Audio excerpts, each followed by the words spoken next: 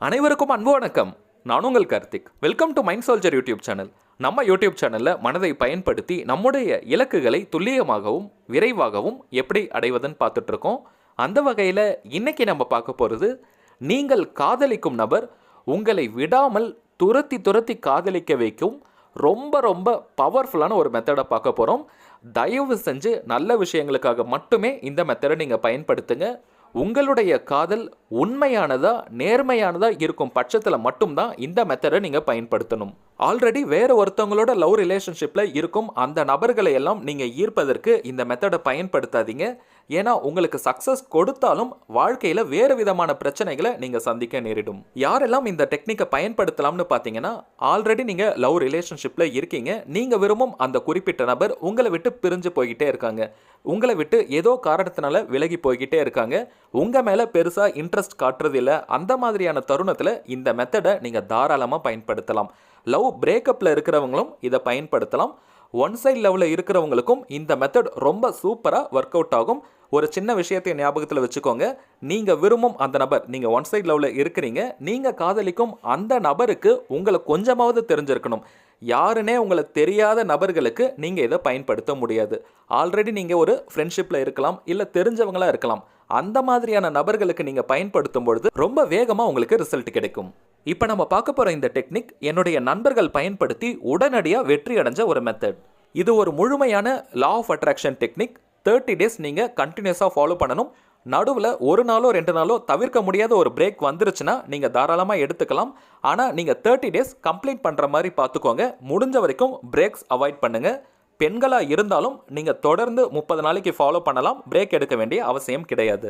நம்ம சேனலில் பார்த்தீங்கன்னா மோஸ்ட் ஆஃப் த மெத்தட்ஸ் 21 நாட்கள் அல்லது 30 நாட்கள் இருக்கும். நிறைய பேர் என்கிட்ட கேட்குறீங்க, ரொம்ப ஷார்ட் டியூரேஷன்லேயே ஏதாவது மெத்தட் இருக்குமா, ஒரே நாளில் சிம்பிளாக பண்ணுற மாதிரி ஒரு மெத்தட் சொல்லுங்கன்னு கேட்குறீங்க. அந்த மாதிரியான மெத்தட்ஸும் இருக்குது. ஆனால் அதை பயன்படுத்துறது கொஞ்சம் கடினமாக இருக்கும்.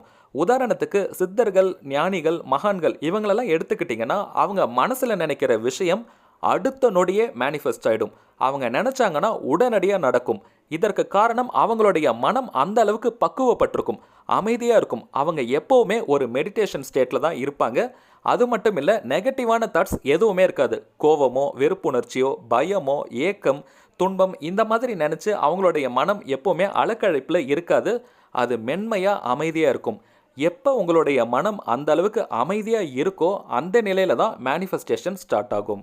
அதனால தான் நம்ம சேனலில் நான் மோஸ்ட் ஆஃப் த மெத்தட்ஸ்க்கு பார்த்தீங்கன்னா 2 விஷயங்கள் சொல்லியிருப்பேன்.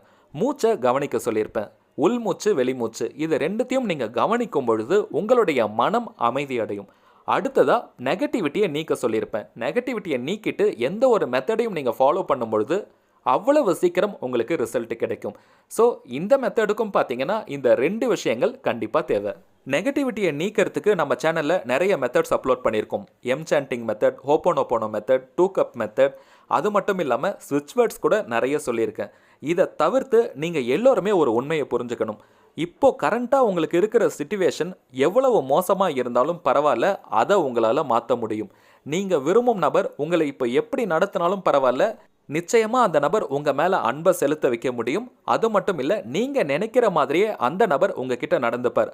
ஆனால் இது எல்லாமே உங்கள் கையில் தான் இருக்குது. யத்பாவம் தத்பவதி, இது ரொம்பவும் முக்கியமான ஒரு வரி. இதனுடைய பொருள் என்னன்னு பார்த்தீங்கன்னா, நீங்கள் எதை நினைத்து பாவனை செய்து வாழ்ந்து கொண்டிருக்கிறீர்களோ அதுதான் உங்களுடைய வாழ்க்கையின் நிஜம். இது ஒரு ஃபார்முலா மாதிரிங்க. கரெக்டாக நீங்கள் இதை யூஸ் பண்ணிங்கன்னா எக்ஸாக்டாக உங்களுக்கு ரிசல்ட் கிடைக்கும். உதாரணத்துக்கு, நீங்கள் ஒரு குறிப்பிட்ட நபரை விரும்புகிறீங்க. அந்த நபர் உங்கள் மேலே உண்மையான அன்பையும் காதலையும் செலுத்தணும். அவங்க உங்ககிட்ட ரொம்ப உரிமையோட நடந்துக்கணும்னு நினைக்கிறீங்க. ஆனால் இப்போ அவர் அப்படி நடந்துக்கல. அட் ப்ரெசன்ட் பார்த்தீங்கன்னா நீங்கள் நினைக்கிற மாதிரி அவர் உங்ககிட்ட நடக்கலை. ஸோ நீங்கள் எப்படி நடந்துக்கணும்? உங்களுடைய மனதளவில் அவர் உங்கள் மேலே அன்பாக இருக்கிறதாகவும் காதலோடு நடந்துக்கிறதாகவும் நீங்கள் மனதளவில் ஒரு வாழ்க்கையை நடத்தணும். நீங்கள் மனதளவில் இதை நடத்தும் பொழுது வெளி உலகத்தில் எந்த ஒரு ரிசல்ட்டையும் எதிர்பார்க்கக்கூடாது. அவங்க எப்படி வேணால் நடந்துட்டு போட்டும், உங்களை வேணான்னு சொல்லிட்டு கூட போயிருக்கட்டும். நீங்கள் எதை பற்றியும் கவலைப்படாமல் மனதளவில் அந்த நபரோட நீங்கள் மகிழ்ச்சியாக வாழ்ந்துட்டு இருந்தீங்கன்னா, இது உண்மைன்னு நம்பி நீங்கள் வாழும் பொழுது நிச்சயமாக அந்த நபர் உங்களை தேடி வருவார். நீங்கள் நினைக்கிறத விட அதிகமாக உங்கள் மேலே அன்பையும் காதலையும் செலுத்துவார். இது 100% உண்மை.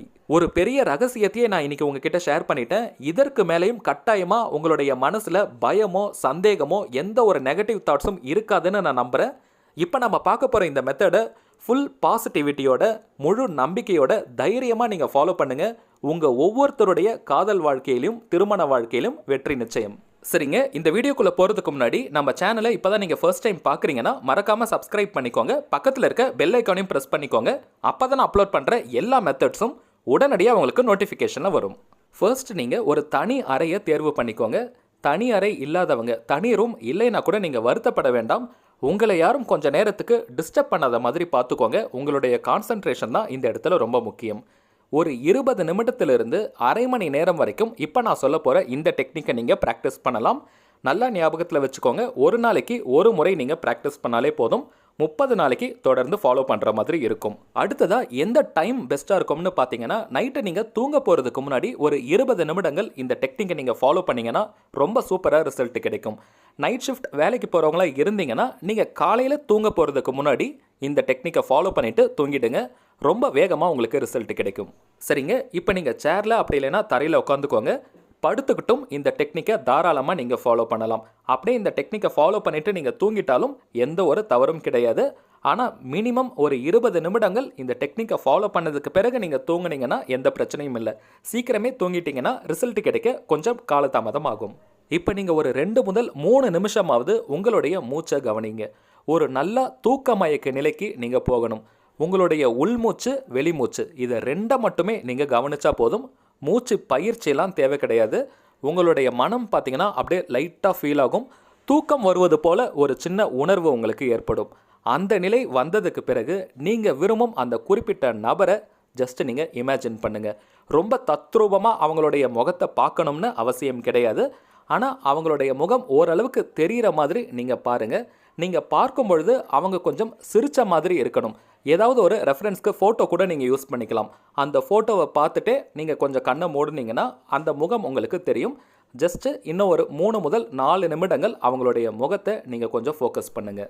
ஃபோட்டோவை ஒரு சின்ன ரெஃபரன்ஸ்க்கு தான் நான் வச்சுக்க சொன்னேன். நீங்கள் ஃபோட்டோவை பார்த்துட்டு இந்த மெத்தடை பயன்படுத்தக்கூடாது. ஜஸ்ட் அவங்களுடைய முகம் உங்களுக்கு தெரிவதற்காக, உங்களுடைய மனக்கண்ணில் இமேஜினேஷனில் அவங்களுடைய முகம் தெரிவதற்காக தான் அந்த ஃபோட்டோவை நான் பார்க்க சொன்னேன்.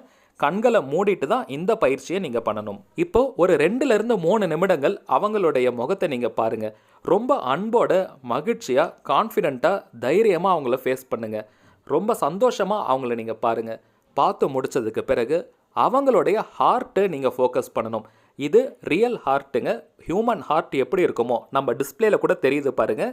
இந்த மாதிரி அவங்களுடைய இருதயத்தை நீங்கள் ஃபோக்கஸ் பண்ணுங்கள். அந்த ஹார்ட்டை மட்டும் இப்போ நீங்கள் இமேஜின் பண்ணணும். உதாரணத்துக்கு இப்போ நம்ம டிஸ்பிளேல தெரியுது பாருங்கள். இதே மாதிரி நீங்கள் ஃபோக்கஸ் பண்ணிக்கலாம். அவங்களுடைய இருதயம் சுருங்கி விரியறத நீங்கள் பாருங்கள்.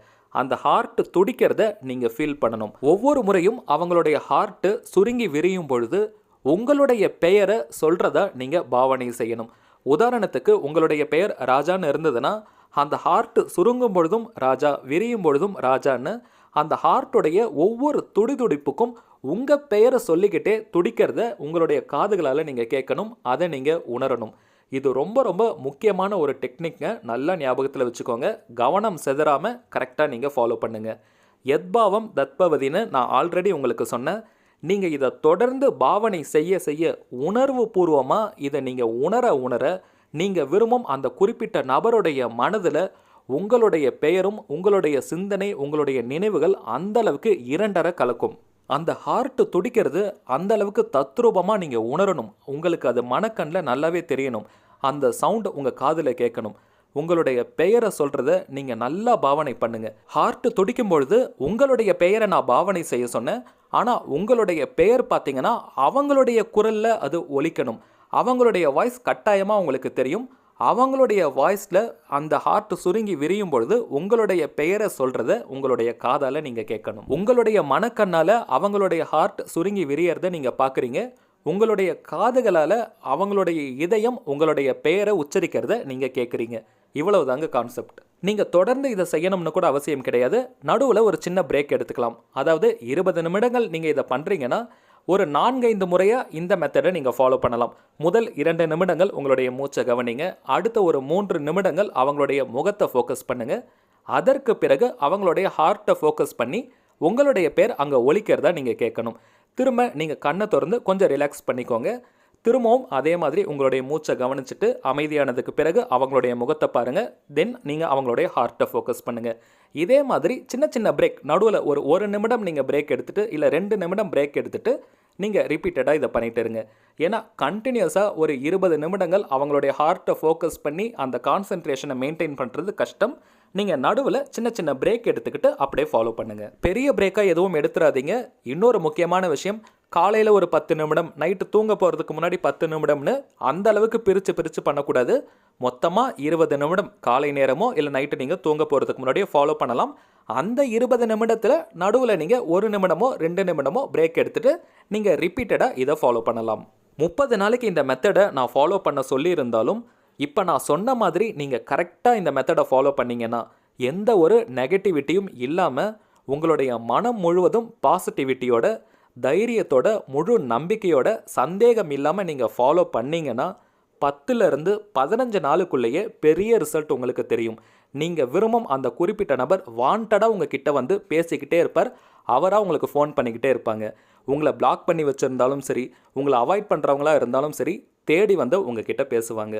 ஒன் சைட் லவ் பண்ணுறவங்களுக்கு இதை விட ஒரு பெஸ்ட் மெத்தட் இருக்க முடியாதுன்னே சொல்லலாம். அவ்வளவுதாங்க இந்த மெத்தட். தேவைப்படுறவங்க நான் சொன்ன மாதிரியே கரெக்டாக ஃபாலோ பண்ணுங்கள். 100% வெற்றி நிச்சயம். அது மட்டும் இல்லை, இந்த வீடியோ உங்களுக்கு பிடிச்சிருந்தா மறக்காமல் லைக் பண்ணிக்கோங்க. நம்ம சேனலையும் சப்ஸ்கிரைப் பண்ணிக்கோங்க. நம்ம யூடியூப் சேனலில் நான் கடைசி அப்லோட் பண்ணியிருந்த வீடியோவில் ஒரு சின்ன கேள்வி கேட்டிருந்தேன். அதற்கு கரெக்டாக விடை சொல்லியிருந்த முதல் 10 பேருடைய பெயர்களை இப்போ நம்ம டிஸ்பிளேல பார்க்கலாம். ஜெய்சாந்த், நர்மதா தேவி, மோகனாஸ்ரீ, அகிலேஷ் சக்திரியா, பிரவிக்குட்டி, தனலக்ஷ்மி உதய், லக்ஷ்மி எல், பெனாலினி 25, லக்ஷ்மி முத்து, தமிழ் வார்த்தை கண்டுபிடி. உங்கள் எல்லோருக்குமே என்னுடைய ஆழ்மனதிலிருந்து நன்றிகளையும் வாழ்த்துக்களையும் தெரிவிச்சுக்கிறேங்க. இன்றைக்கான கேள்வி ரொம்பவுமே சிம்பிள். நம்ம சேனலில் ஆல்ரெடி நான் கேட்ட ஒரு கேள்வி, திரும்பவும் கேட்பதற்கான காரணம் நிறைய புது சப்ஸ்கிரைபர்ஸ் வந்திருக்கீங்க. ஸோ உங்கள் கிட்டே இருந்து நான் விடையை எதிர்பார்க்கிறேன். உங்களுக்கு ரொம்பவுமே பிடிச்ச மோட்டிவேஷ்னல் ஸ்பீக்கர்ஸ் இல்லைனா ஆத்தர் அவங்களுடைய பெயரை நீங்கள் நம்மளுடைய கமெண்ட் பாக்ஸில் கமெண்ட் பண்ணுங்கள். ஃபஸ்ட்டு கமெண்ட் பண்ண போகிற முதல் 10 பேருடைய பெயர்களை நம்ம நெக்ஸ்ட் வீடியோவில் டிஸ்பிளேல பார்க்கலாம். சரிங்க, இந்த வீடியோ நிச்சயமாக உங்களுக்கு பயனுள்ளதாக இருந்திருக்கும்னு நான் நினைக்கிறேன். அடுத்ததாக இன்னொரு முக்கியமான தகவலோடு நான் உங்களை சந்திக்கிறேன். என்றும் அன்புடன் கார்த்திக். நன்றி.